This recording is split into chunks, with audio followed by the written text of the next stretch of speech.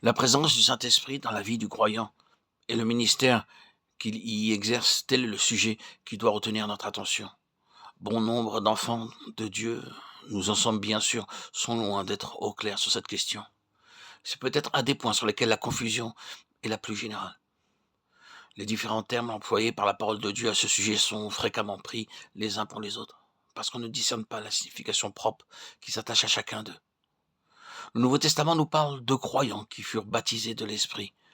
Ailleurs, il est dit « remplis de l'Esprit » ou « scellés par l'Esprit » ou encore « oint ». La distinction à faire entre ces différents termes n'est pas sans importance. Nous n'avons du reste pas l'intention de nous livrer ici à une étude de ces différentes significations.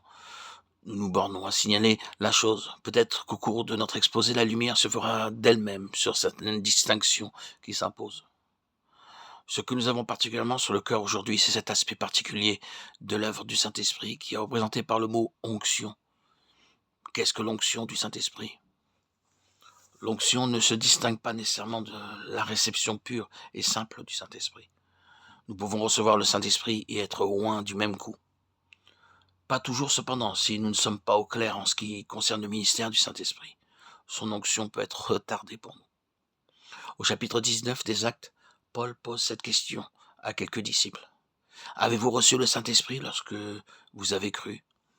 Dans ce cas particulier, il dissocie nettement la réception du Saint-Esprit de la foi au Seigneur Jésus. Or, le contexte montre clairement que sur cette question essentielle, les disciples interpellés n'étaient absolument pas éclairés. Ils sont dans l'ignorance la plus complète de l'existence même du Saint-Esprit. Si l'apôtre leur pose cette question, c'est qu'il voit bien qu'il leur manque quelque chose d'essentiel. La plénitude de la vie en Christ est inséparable de la présence intérieure du Saint-Esprit, et Paul le savait bien. C'est peut-être là un cas exceptionnel.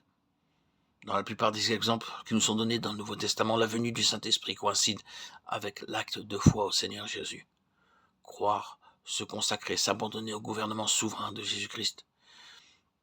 Il n'en faut pas plus pour que le Saint-Esprit prenne possession de nous, même dans sa plénitude.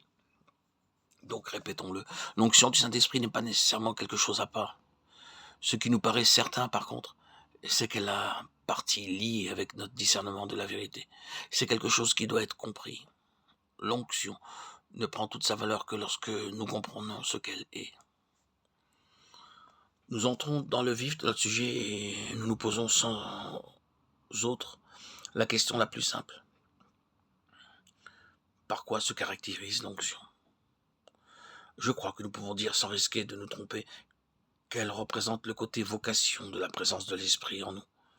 Elle est en rapport avec notre vocation, avec l'activité spirituelle qui découle de notre vocation.